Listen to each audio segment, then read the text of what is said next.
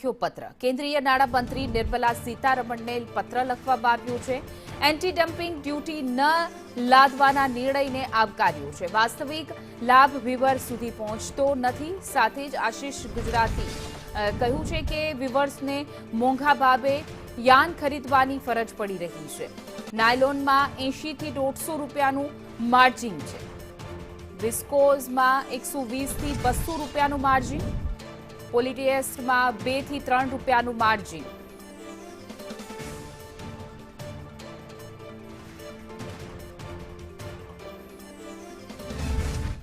સુરતના Pandesara GIDC association society द्वारा નાણામંત્રી કેન્દ્રના નિર્મલા સીતારમણને પત્ર લખવામાં આવ્યો છે। કારણ કે જે પ્રકારે વિસ્કોના યાન જે આવે છે 80 થી 200 રૂપિયા કિલો આયાતકારો કમાઈ રહ્યા છે તેનો લાભ વિવર્સને નથી મળી રહ્યો।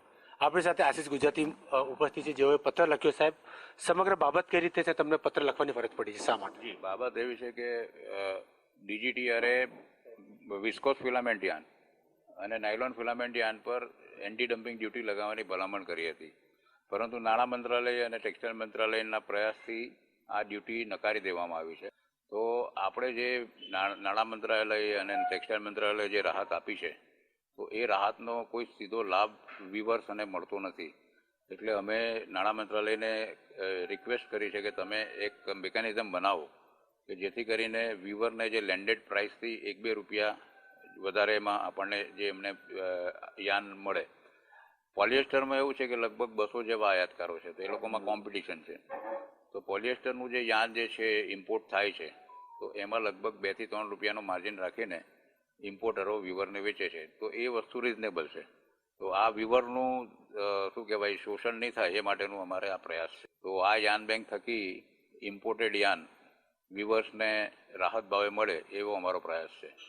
બિલકુલ, આશીષ ગુજરાતી આપણી સાથે ઉપસ્થિત હતા। તેઓએ જણાવ્યું કે જે પ્રકારે સરકારે યાન કે અન્ય પ્રોડક્ટ ઉપર એન્ટી ડ્યુટી પર રાહત આપવામાં આવી છે, પરંતુ ક્યાંક ને ક્યાંક આયાતકારો જે પ્રકારે યાન ઉપર વધુ ભાવ વસૂલ કરી રહ્યા છે તેને કારણે અમને કોઈ પણ પ્રકારનો નફો નથી મળ્યો।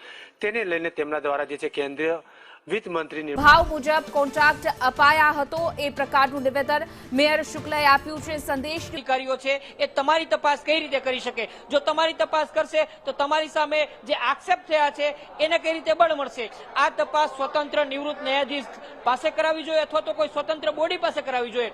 મહાપાલિકાના ઇતિહાસમાં અત્યાર સુધીમાં થયેલા બોર કૌભાંડથી લઈને તમામ કૌભાંડો ગેરરીતિ છે તેને લઈને આક્ષેપો થયા છે, વિજિલન્સ તપાસ થઈ છે, પરંતુ એક પણ તપાસ કમિટીની અંદર કોઈ પણ કર્મચારી કે અધિકારી છે તેમની સામે કોઈ નક્કર પુરાવા કે પછી તેમને સજા થઈ હોય એવું અત્યાર સુધીની અંદર બન્યું નથી। અનેક વખત રાજકોટ મહાપાલિકાની અંદર એસીબીની રેડો પડી ચૂકી છે, કેટલાક કર્મચારીઓ છે એસીબીની ઝપટે રંગે હાથ પકડાઈ ચૂક્યા છે, પરંતુ હજુ સુધી આ મામલે મહાપાલિકા નક્કર પોલિસી બનાવી નથી રહ્યું। એટલું જ નહીં, 2023ની અંદર જ્યારે આખા મામલાને લઈને રેટ કોન્ટ્રાક્ટ નક્કી કરવામાં આવ્યો હતો તેમાં પાણીની બોટલથી લઈને અલગ અલગ વસ્તુઓના ભાવ કેમ ચૂકવાયા, આ રેટ પોલિસી શું છે, એનો કોન્ટ્રાક્ટ શું છે, એની એક પણ વિગતો અત્યારે પ્રકાશિત કરવામાં નથી આવી।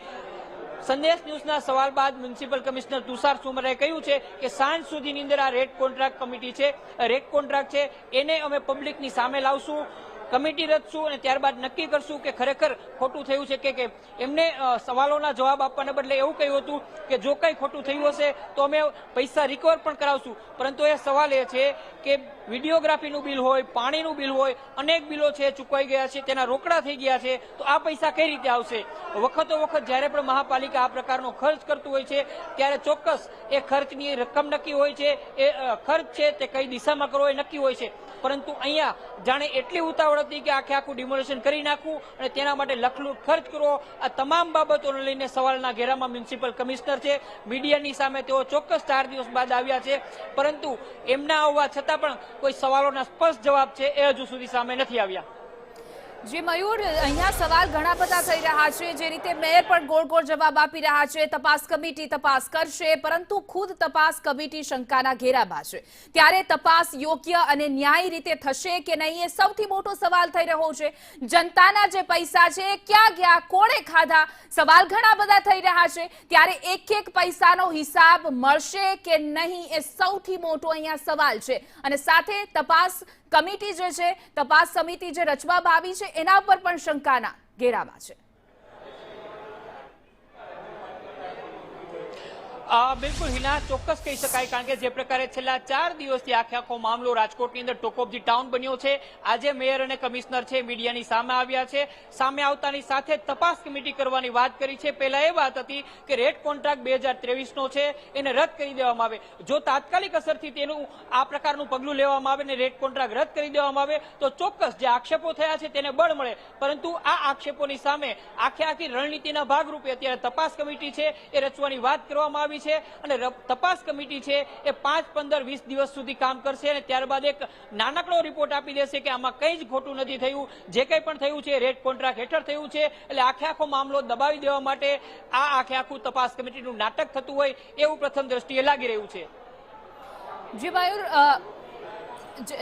અહીંયા એ પણ સવાલ છે કે શું મેયર ગોળ જવાબ આપી રહ્યા છે અને જ્યારે વાત મુદ્દાની પૂછવામાં આવે છે તો રાજકીય રીતે ભારતીય જનતા પાર્ટી છે એ બહુ શિસ્ત છે, બહુ જ ન્યાય અપાવશે, એ બધી વાતો ગોળ કરી રહ્યા છે. તો શું લાગી રહ્યું છે કે કોઈ રાજકીય દબાણ હોઈ શકે મેયર પર?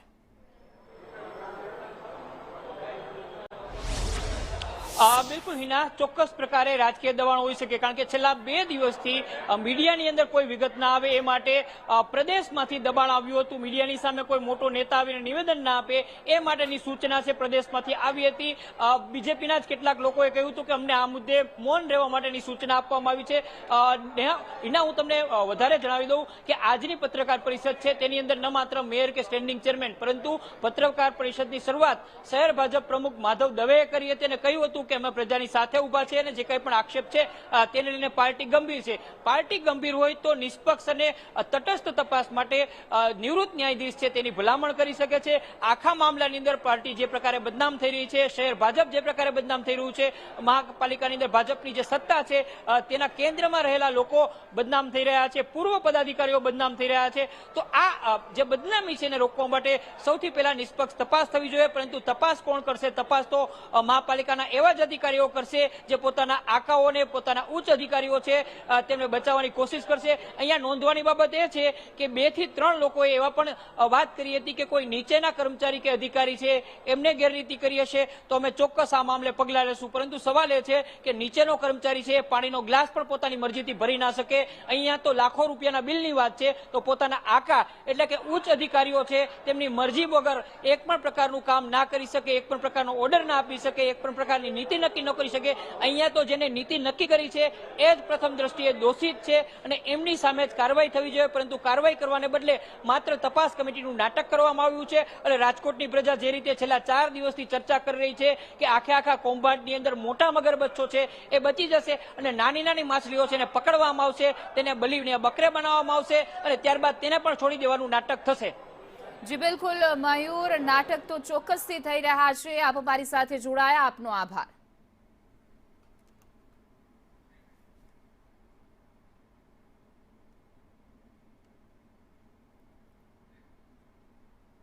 સુરત નાસિરનગર ડિમોલેશન મુદ્દે હાઈકોર્ટમાં સુનાવણી. હાઈકોર્ટે મનપાના અધિકારીઓની ઝાટકણી કાઢી છે.